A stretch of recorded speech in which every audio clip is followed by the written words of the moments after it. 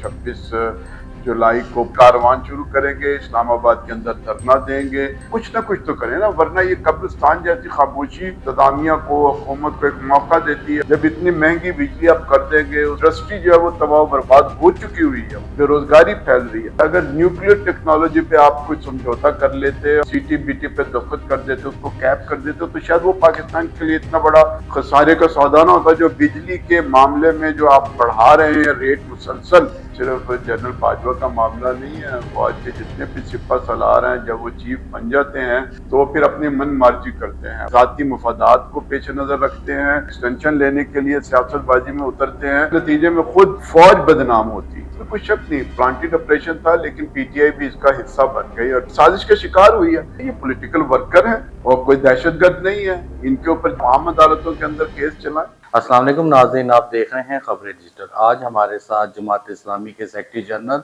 अमीरुल वज़ीन साहब मौजूद हैं। आइए इनसे गुफ्तगू का आगाज़ करते हैं।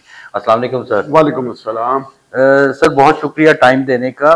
सर ये बताइएगा कि कल एक फैसला आया है रिजर्व सीटों का सुप्रीम कोर्ट से, जमात का क्या मौक़िफ़ है इस हवाले से? हमने उसे एक सियासी सूरत हाल में हवा का ताज़ा झोंका करार दिया है। ये मेरा ख्याल है कि आवाम को सुख का सांस आया है, वरना लोग ये समझ रहे थे कि भी सब कुछ जो है वो एक ख़ास तर्ज के साथ चलाया जाने की कोशिश हो रही है और इस्टेब्लिशमेंट का जाल जो है वो इलेक्शन कमीशन से लेके इंतज़ामिया से लेकर जो है वो कोर्ट और सुप्रीम कोर्ट तक पहुंचा हुआ है। भारत लोगों को तसल्ली हुई है कि ये कानून के मुताबिक आया, क्योंकि भारत सियासत को इस तरह से दबा देना कि एक पॉलिटिकल पार्टी जिसके साथ हज़ारों लाखों लोग मौजूद हों, आप किसी एक शोशे की बुनियाद के ऊपर से कलअदम करार दे दें और उनका हक छीन लें, ये को मुनासिब नहीं था। भारत हमने उसको वेलकम किया है। अच्छा सर, जिस तरह आपने कहा कि ये अवाम के लिए एक ताज़ा हवा का झोंका है कि जो रिलीफ सुप्रीम कोर्ट से मिला है, आप क्या समझते हैं कि कुछ हुकूमती लोगों का ये भी कहना है कि ये रिलीफ PTI के किसी काम नहीं आएगा?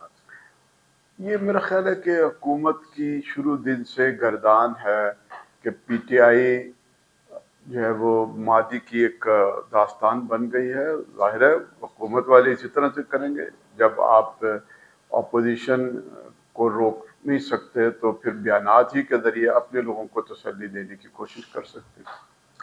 सर मुल्क में शदीद महंगाई है, बेरोज़गारी है, अवाम मायूस हैं। अभी तक जमात हमेशा अवामी जमात रही है, उसने अवाम की बात की है। जमात इस्लामी इतनी महंगाई के बावजूद, इतने हालात ख़राब होने के बावजूद खामोश क्यों है? ये जमात तो खामोश नहीं है, जमात ने हर मौके के ऊपर अवाम की तर्जुमानी की है। पेट्रोल की कीमतें बढ़ी, हम मेहनत करते रहे, जद्दोजहद करते रहे, अवाम की तर्जुमानी करते रहे। गंदम का बहरान पैदा हुआ, उसके ऊपर भी हमने किसानों की तर्जुमानी की। बिजली के बिलों में इजाफा हुआ, बार बार एहतजाज मुजाहरे। जमात इस्लामी है कि जो इन अवामी इशूज़ के ऊपर एहतजाजी सियासत कर रही है। बाकी तो सब अपने मफादात की बात कर रहे हैं। PTI नो डाउट उसको एक अवाम की बड़ी तायद हासिल है, लेकिन वो भी इन बातों पर कोई गुफ्तगू नहीं करती। वो ज़्यादा से ज़्यादा फॉर्म 45, 47 जिस पे हम भी अपनी गुफ्तगू करते हैं, लेकिन उससे वो आगे नहीं बढ़ रही।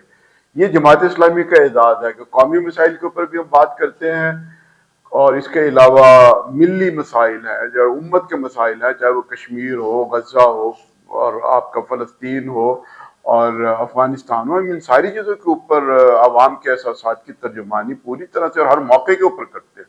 सर अब जो बजट में इंक्रीज हुए हैं, बिजली के बिल बढ़े हैं, पेट्रोल बढ़ा है, इस वाले से जमात का क्या लाहे अमल है? जमात ने एक ऐलान कर दिया है, हम इंशाअल्लाह इस महीने के आखिर में 26 जुलाई को पूरे मुल्क में कारवान शुरू करेंगे, इस्लामाबाद के अंदर धरना देंगे और बढ़ती हुई महंगाई और ख़ास तौर पे बिजली की जो रेट बढ़ रहे हैं उसके ऊपर, और सबसे ज़्यादा जो एक परेशानी है मुलाजिमीन की, चाहे वो सरकारी हों प्राइवेट हों, उनको रिलीफ देने के बजाय हुकूमत उनके टैक्स स्लैब्स के अंदर इजाफा कर चुकी हुई है। तो टैक्सेस के खिलाफ भी हम जो है वो पूरी तरह से धरने में बात करेंगे। ये एक ऐसा काम होगा जो इससे पहले पाकिस्तान के अंदर नहीं हुआ। पूरे मुल्क के लोग वहाँ पर आएंगे और अवाम के हकीकी मसाइल की तर्जुमानी वहाँ पर होगी। کیا جماعت اسلامی صرف اکیلا دھرنا دے گی اسلام آباد میں، یا دوسری جماعتوں کو بھی انوائٹ کیا گیا ہے؟ یہ ہم سب لوگوں کو کہہ رہے ہیں کہ آئیں اور اس دھرنے میں شریک ہو جائیں. جو پولیٹیکل پارٹیز جو ہے وہ سمجھتی ہیں کہ یہ عوامی مسائل ہیں، انہیں آگے بڑھنا چاہیے. اور ہم چلیں، ہمارے ساتھ نہیں آتے وہ خود کسی جگہ پہ اعلان کر دیں. یعنی اس موقع کے اوپر عوام کی ترجمانی کا سب سے بہتر طریقہ یہ ہے کہ سب لوگ باہر آئیں، تاجر بھی آئیں، امپلائیز بھی آئیں، اور یا جماعت کے پلیٹ فارم پر اکٹھے ہو جائیں یا اپنے اپنے پلیٹ فارم کے اوپر کچھ نہ کچھ تو کریں نا. ورنہ یہ قبرستان جیسی خاموشی اس انتظامیہ کو، حکومت کو ایک موقع دیتی ہے، اور وہ سمجھتی ہے کہ لوگ مطمئن ہیں جی، اور چھوٹا سا وہ اعلان کر دیتے ہیں کہ جی ہم نے اتنے ارب رکھ دیجئے، اور جن کو 200 روپے یونٹ آتے ہیں یا 100 یونٹ استعمال کرتے ہیں ان کو ہم ریلیف دیں گے. بھئی مسئلہ بجلی کا صرف غریبوں کے لیے نہیں ہے، یہ تو پورے پاکستان کا مسئلہ ہے. جب اتنی مہنگی بجلی آپ کر دیں گے، اس میں آپ چارجز، ٹیکس اور اس طرح کی لیویز کو وصول کریں گے، تو پھر اس ملک کے اندر انڈسٹری جو ہے وہ تباہ و برباد ہو چکی ہوئی ہے، بند ہو رہی ہے، بے روزگاری پھیل رہی ہے. تو یہ صرف ایک غریب کی پنکھی اور بجلی کا مسئلہ نہیں ہے.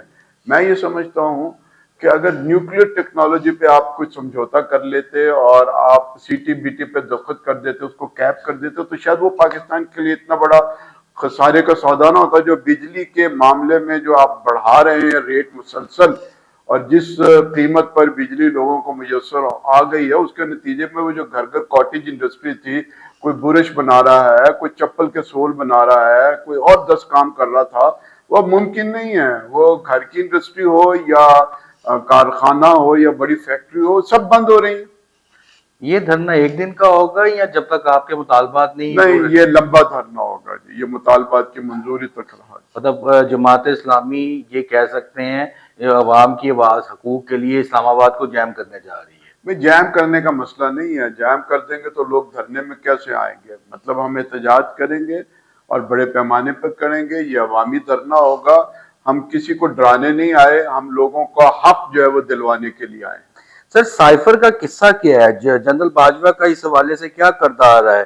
کیا ان پر ہونے والی تنقید درست ہے؟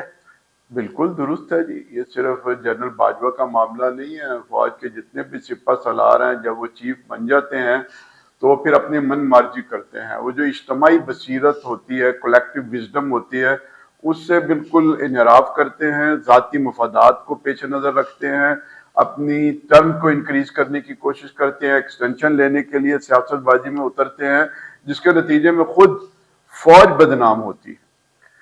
شاہد خاقان عباسی، مفتاح اسماعیل ایک نئی جماعت بنا چکے ہیں. کیا یہ عوام کے لیے جماعت بنائی گئی ہے، یا اسٹیبلشمنٹ کی جو بیساکھی کے طور پہ کام کرے گی؟ اچھا دیکھیے، یہ تو ان سے پوچھنے کی بات ہے نا. ہم مطلب یہ کہ کہہ سکتے ہیں کہ بھئی آپ کو ود ان پارٹی بھی ایک سٹرگل کرنی چاہیے تھی جب آپ پارٹی کے اندر تھے. پوری دنیا کے اندر یہ ہے کہ لوگ پارٹیاں بنانے کے بجائے ود ان پارٹی ایک سٹرگل کرتے ہیں، چیلنج کرتے ہیں، آزادی اظہار کا پورا ایک مظاہرہ کرتے ہیں، اور پارٹی کو بھی ٹھیک کرنے کی کوشش کرتے ہیں. نہ ٹھیک ہو تو ٹھیک ہے، لوگ پھر اپنا گروپ بناتے ہیں، پھر اپنی الگ پارٹی بھی بناتے ہیں. سر، عوامی نقطہ نظر سے پنجاب میں مریم نواز کی ٹک ٹاک کی طرز کی حکومت پر شدید تنقید کی جا رہی ہے. آنے والے وقت میں نون لیگ کا انتخابات میں کیا مستقبل دیکھتے ہیں آپ؟ مجھے تو کوئی بڑا مستقبل جو ہے وہ نظر نہیں آ رہا. یہ آخری دور حکومت ہے نواز شریف فیملی کا. مسلم لیگ جو ہے وہ ظاہر ہے کوئی نہ کوئی مسلم لیگ قیادت تو نواز بدلتی ہے. شریف سے ہی ہے نا؟ نہیں، میں وہی عرض کر رہا ہوں کہ مسلم لیگ اور چیز ہے، اور مسلم لیگ نون اور چیز ہے. ہمیشہ مسلم لیگ ایک اسٹیبلشمنٹ کی پارٹی رہی ہے، لیکن خاندان بدل جائیں گے، کوئی اور الیکٹیبل آ جائے گا. یہ ممکن نہیں ہے کہ مسلم لیگ جو ہے نا وہ آپ ختم کر دیں. اور یہ ماضی کی بھی ہسٹری یہی بتاتی ہے. کنونشن مسلم لیگ، اصلی مسلم لیگ، پیر پگاڑا مسلم لیگ، تو افراد بدل جاتے ہیں، پارٹی کا نام جو ہے وہ وہی رہتا ہے. جو چیف جسٹس صاحب ہیں اپنی کمیونٹی میں بھی وہ اپنی کوئی اتنی ان کے ساتھ نہیں ہے. آپ کیا سمجھتے ہیں کہ کیا ہونا چاہیے عدلیات کی اصلاح کے لیے، اور جو فیصلے آ رہے ہیں کیا وہ عوامی امنگ کے مطابق ہیں؟ اچھا، مسئلہ عدلیہ کی اصلاح اس وقت ہوگی جب ججز کی تقرری میرٹ کے اوپر ہوگی. ہم نے چیف جسٹس کو تو تقریباً لینتھ آف سروس کے اوپر بنانے کا فیصلہ کر لیا، لیکن جو ججز کی انڈکشن ہے عدلیہ کے اندر، اس پہ بھی نظر ثانی ہونی چاہیے. یہ جو اپنی مرضی سے لوگوں کو چننا اور اتنے اعلیٰ عہدوں پر پہنچا دینا، اور اس میں بھی لابنگ ہوتی ہے اور اس میں بھی بڑا پیسہ چلتا ہے. انکل ججز جو پہلے سے جج بن گئے ہیں وہ پھر اپنے بھتیجے بھانجوں کا خیال کرتے ہیں. ان سارے فیکٹرز کو جو ہے وہ آؤٹ ہونا چاہیے، پھر ہی میرا خیال ہے کہ عدلیہ کی بہتری جو ہے وہ ممکن ہو سکے گی. یہ حال ہی میں لاہور میں ایک تعیناتی ہوئی ہے، اس حوالے سے کیا کہیں گے عدلیہ کی؟ لیکن میں نے ایک ایز اے ہول گفتگو کر لیا. میں کسی ایک جج کی بات نہیں کر رہا، میں تمام ججوں کی بات کر رہا ہوں کہ یہ ججوں کی جو تقرری ہے اس کو تبدیل ہونا چاہیے، اس کے اوپر کوئی نہ کوئی میرٹ بننا چاہیے. آپ ایک پبلک سروس کمیشن کے اندر امتحان لیتے ہیں، انٹرویوز کرتے ہیں، اور پھر آپ پاکستان کی جو بیوروکریسی ہے اس میں شامل ہوتے ہیں. تو عدلیہ بھی بہرحال ایک بڑا فیکٹر ہے. تو اس کے لیے بھی کوئی اصول اور ضوابط ہونے چاہیے. یہ جو ڈسکریشن ہے، ثواب دید ہے کہ گورنر صاحب کی ثواب دید اسمبلی بنتی ہے اور اپنے من پسند لوگوں کو آپ سلیکٹ کرتے ہیں، یہ ختم ہو جانا چاہیے. آپریشن عزم استحکام کے حوالے سے جماعت کیا رائے رکھتی ہے؟ ہم اس کی مخالفت کر رہے ہیں. ہم نے ہر آپریشن کی ہر دور میں مخالفت کی. تو سر اب ایک آل پارٹی کانفرنس نون لیگ بلانے کی کوشش کر رہی ہے، کہ بلائے گی بلکہ اسی پہ، تو آپ کیا جماعت اسلامی اس میں جائے گی؟ جب وہ دعوت دیں گے تو پھر ہم سوچیں گے اور ہم دیکھیں گے کہ وہ کن ٹرمز کے اوپر یہ، اور کیا اس کے ایس او پیز ہیں، کیا ان کا ایجنڈا ہے. اس کے بعد پھر ہم فیصلہ کریں گے. سر مولانا فضل الرحمان کا سیاست میں کیا رول دیکھتے ہیں؟ ایک تو اپنے دھرنے میں آپ نے کہا ہم نے سب جماعتوں کو بلایا، کیا باضابطہ طور پہ جمعیت علماء اسلام فے کو آپ نے دعوت دی؟ اچھا، باضابطہ نہیں، ایک دعوت جو ہے وہ کھلی ہوتی ہے، عام دعوت ہوتی ہے. اور لیکن ہم یہ مطالبہ کریں گے کہ بھی عوامی مسائل کے اوپر ہر پارٹی کوئی نہ کوئی جو ہے وہ اپنے پلیٹ فارم کے اوپر رول ضرور پلے کرے، ادا کرے. یہ ایک سیاستدانوں کی ایک سمجھ لیجیے کہ فرض ہے، ڈیوٹی ہے. جتنے عوام تنگ آ گئے ہوئے ہیں، اور یہ ممکن نہیں ہوتا کہ ایک پارٹی جو ہے نا وہ سب لوگوں کو کہیں آئیں اور آ کے ہماری پلیٹ فارم کے اوپر جو ہے وہ جدوجہد کرے. اور پارٹی بنی ہوئی ہے، اسے جدوجہد کا حق ہے. ہمیں بھی لوگ دعوت دیتے ہیں، جاتے ہیں، تقریب کر لیتے ہیں، لیکن جو پارٹیسپیشن ہے وہ تو لوگوں کی اپنے پلیٹ فارم کے اوپر ہوتی ہے. مولانا فضل الرحمان اور عمران خان، مطلب جے یو آئی فے اور تحریک انصاف کا اتحاد ممکن ہے آپ کی نظر میں؟ میرے خیال اتحاد تو کسی بھی پارٹی کا ہونا ممکن نہیں ہے، لیکن یہ ہے کہ مفاہمت ہو سکتی ہے. مفاہمت ہو سکتی. جماعت اسلامی نے آئندہ سولو فلائٹ کرنے کا کیوں فیصلہ کیا ہے؟ ہم نے یہ دیکھا ہے کہ جب ہم کچھ پارٹیوں کے ساتھ ملتے ہیں، جدوجہد کرتے ہیں، اور جب وہ نتیجہ خیز ہونے کے قریب ہوتی ہے تو کچھ بڑی پارٹیاں کہیں نہ کہیں ڈائیلاگ کر لیتی ہیں، اسٹیبلشمنٹ کے ساتھ ان کا رابطہ ہو جاتا ہے، اور وہ کچھ اپنے مطالبات، اور اس مطالبات وہ عوامی نہیں ہوتے، وہ پارٹی کے مطالبات ہوتے ہیں، اپنی سیٹوں کے مطالبات ہوتے ہیں.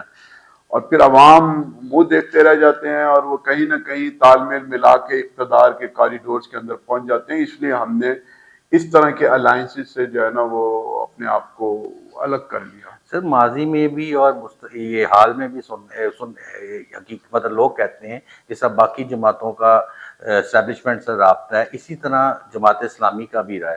اس حوالے سے سر آپ کی کیا رائے؟ میں اس کی مذمت کروں گا. جماعت اسلامی کا کبھی بھی اسٹیبلشمنٹ سے رابطہ نہیں ہوا. البتہ یہ ہے کہ جماعت اسلامی کوئی نظریاتی سیاست کرتی ہے اور پاکستان کی سیاست کرتی ہے. جغرافیے کی حفاظت کے لیے ہم جدوجہد کرتے ہیں. کشمیر کا مسئلہ ہو، ڈھاکہ میں جب سقوط ہو رہا تھا تو اس وقت ہم نے جو کچھ کیا، یہ بعد ایسے کام ہے کہ جس میں آپ یہ کہیں گے کہ ہم یعنی پاک فوج کے سپاہیوں کا ساتھ دیا، ہم نے جرنیلوں کا ساتھ کبھی بھی نہیں دیا. عمران خان پر عدت کیس کو کس نظر سے دیکھتے ہیں آپ؟ ایک ایسی فضول سی مطلب ایک کیس ہے، اور میں سمجھتا ہوں کہ پاکستان کے اندر سیاسی جماعتوں نے اپنے اپنے دور حکومت میں نیب کے اوپر بھی کیس بنائے، ایف آئی اے کو بھی استعمال کیا، پولیس کو بھی استعمال کیا، غداری کے معاملات بھی بنائے. تو یہ جو عدت والا معاملہ اسلامی شعار ہیں، یہ بہرحال اسے استعمال نہیں کرنا چاہیے تھا. آپ کے پاس اور بہت سارے ذرائع تھے، آپ نے بدلہ لینا تھا. چونکہ پی ٹی آئی نے بھی نون کو رگڑا دیا، اب اگر نون رگڑا دینا چاہتی ہے تو اس کے پاس بھی وہ ساری چیزیں موجود ہیں جو آپ پہلے سے کرتے رہے ہیں. لیکن یہ جو عدت اور نکاح اور طلاق اور ان ساری چیزوں کو، ان کے شعار کو جو ہے وہ اس طرح سے سیاست میں نہیں گھسیڑنا. سر آخری میرے دو سوال ہے، آج تک جماعت اسلامی اسمبلیوں میں کوئی میجر میجورٹی کیوں نہیں لے سکی؟ اچھا، اس کی کیا وجہ ہے؟ میجورٹی اس لیے نہیں لی کہ یہ جو میجورٹی لینے والے ہیں یہ ہمیشہ اسٹیبلشمنٹ کے گملوں ہی سے پرورش پاتے ہیں اور پھر وہاں تک پہنچتے ہیں. یہ الگ بات ہے کہ وہاں پہنچنے کے بعد جو ان کا حشر نشر ہو جاتا ہے، اس لیے ہم تو اس سے توبہ کرتے ہیں کہ ہم کسی کے کندھوں پر نہیں آئیں گے، کیونکہ جو لوگ کندھوں پر آتے ہیں بالآخر انہیں زمین پر پٹکنا پڑتا ہے، انہیں جیلیں، انہیں بدنامی اور انہیں پھانسی اور نہ جانے کیا کیا صورتیں برداشت کرنی پڑتی ہیں۔ تو ہم ان کے انجام سے بھی پیش نظر رکھتے ہیں۔ اچھا سر، یہ بتائیے گا کہ قاضی حسین احمد صاحب کے بعد مطلب ایک نعرہ نکلا تھا ظالموں قاضی آ رہا ہے، بڑا مشہور ہوا تھا، لوگ کیا نام ہے اس کا، مطلب ایمان بھی لرز جاتے تھے اس سے۔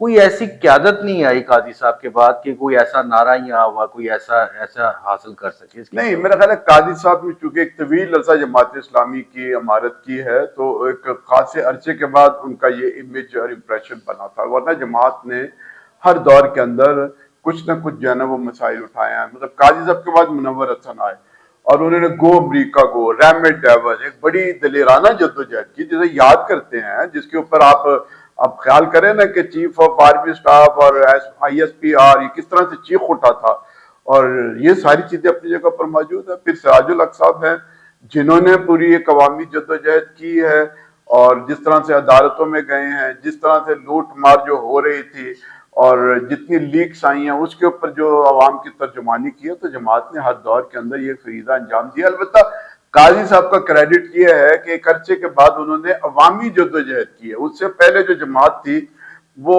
ایک لحاظ سے تحریکی جدوجہد ہوتی تھی، اور وہ درس تدریس تربیت یہ وہ ایک کام تھا جو ہم کیا کرتے تھے۔